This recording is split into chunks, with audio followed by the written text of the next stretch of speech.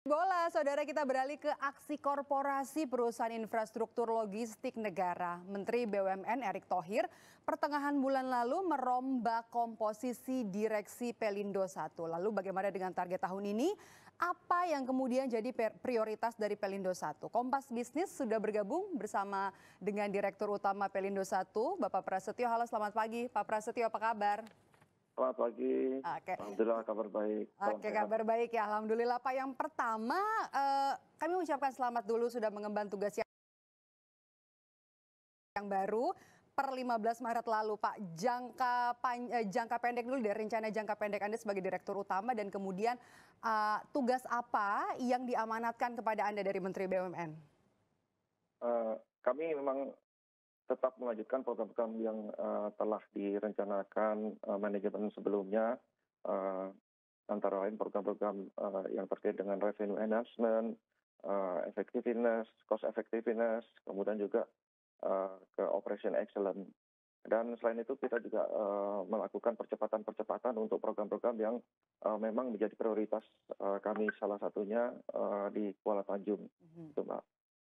Oke, karena Bapak sudah menyinggung Kuala Tanjung nih, Pelabuhan Kuala Tanjung Ya. salah satu yang juga jadi fokus Pelindo 1. Apa saja kelebihan lokasi ini selain karena letaknya yang ada di Selat Malaka, jalurnya cukup strategis, kemudian jalur terpadat logistik di dunia? Ya. Jadi Kuala Tanjung ini kan terletak di Pulau Sumatera. Kalau bagi saya sih Pulau Sumatera ini sebuah potensi yang mempunyai potensi yang sangat luar biasa. Sumatera ini raksasa yang tidur karena lokasinya seperti Mbak sampaikan tadi, lokasinya ada di Selat Malaka, jalur logistik tersibuk di dunia, dan ini merupakan eh, jalur traffic connectivity logistik menghubungkan antara Eropa, Amerika ke China, ke Asia. Nah ini tentunya harus dimanfaatkan potensi ini dengan kekuatan hinterland Pulau Sumatera yang begitu besar. Pulau Sumatera lebih besar dari Malaysia dengan 10 provinsi. Ini yang menjadi potensi yang sangat besar yang akan kami optimalkan dan kami percepat untuk optimalisasinya. Gitu, Pak. Oke.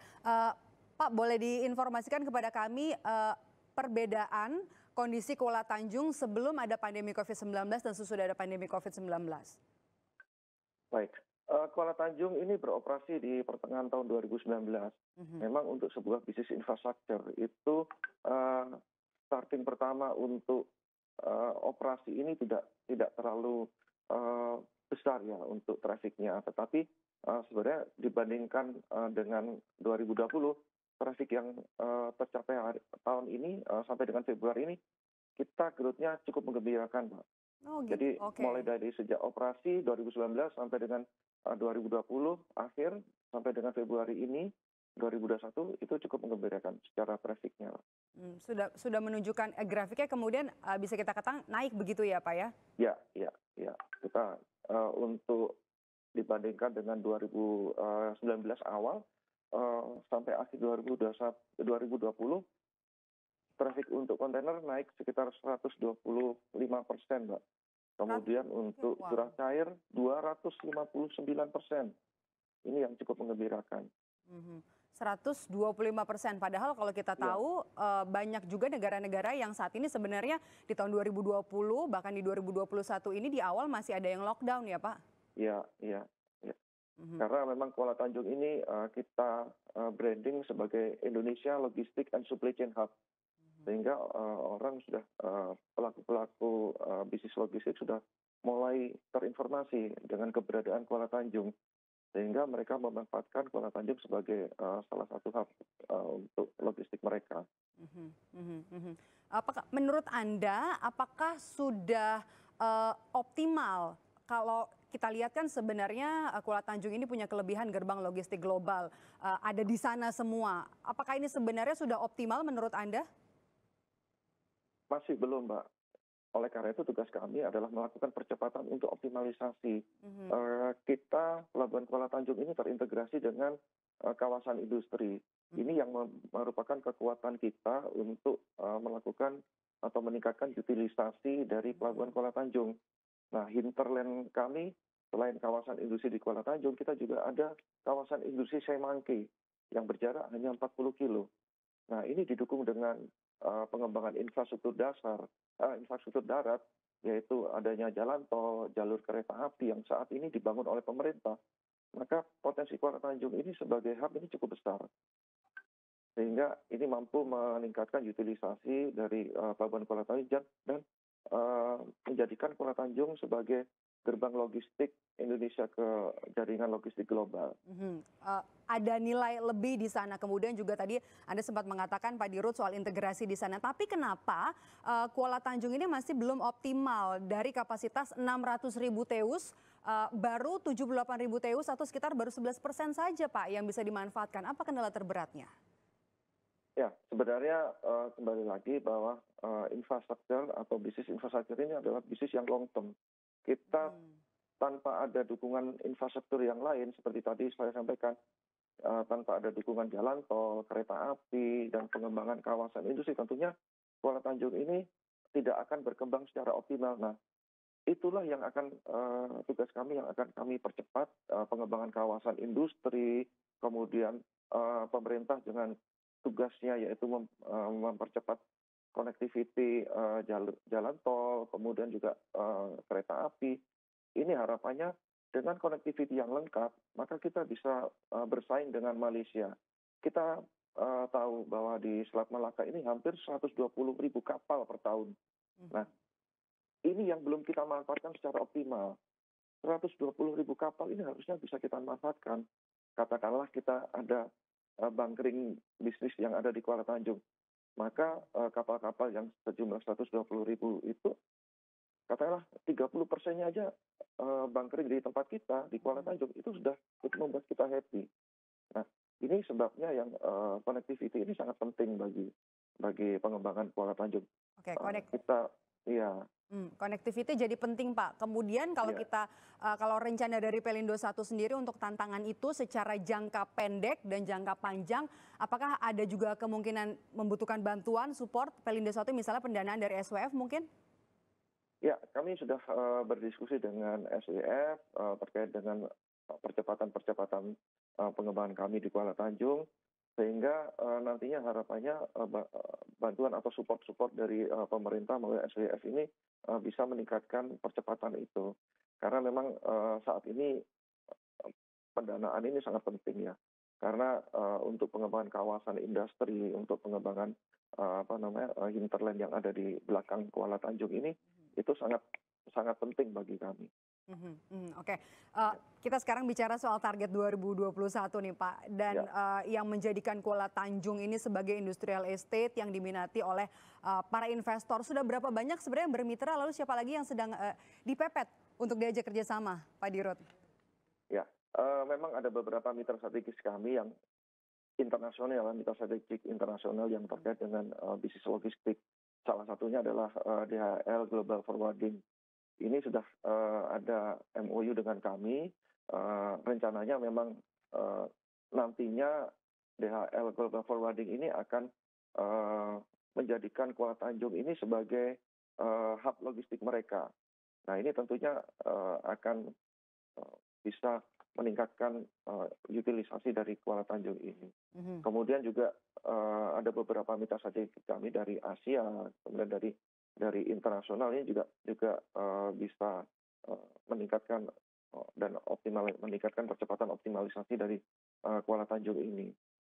Oke. Pak, tadi kan saya bicara dengan salah satu jurnalis Kompas TV yang ada di Stasiun Pasar Senen. Kita bicara soal liburan, kemudian juga adanya peningkatan penumpang seperti libur panjang dan juga nanti kalau ada mudik, meskipun juga sebenarnya mudik sudah dilarang. Pak, kalau di Kuala Tanjung sendiri apakah juga tersedia, apakah ini juga pelabuhan untuk penumpang artinya? Di Pelabuhan Kuala Tanjung memang tidak ada untuk pelabuhan penumpang ya. Jadi itu khusus untuk barang. Utamanya kontainer dan juga curah cair. Karena kita lihat bahwa memang Sumatera ini sangat besar potensi untuk CPO-nya.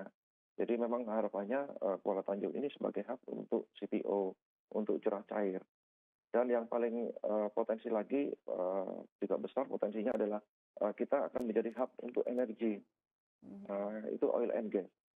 Jadi gitu. Oil and gas. Energi juga. Oke, Ya. kalau kita lihat kan di Sumatera Utara juga Pelindo juga punya pelabuhan Belawan. Kita tahu sama-sama. Nah, bagaimana dengan pengoptimalan pelabuhan ini jika ada Kuala Tanjung? Eh, jadi begini, Kuala Tanjung dan Belawan ini memiliki hinterland yang berbeda. Mhm, Kalau Kuala Tanjung ini ada kawasan industrinya di belakangnya, yaitu dengan luas 3.400. Kemudian juga ada Semangke dengan total luasan 2.100 hektar.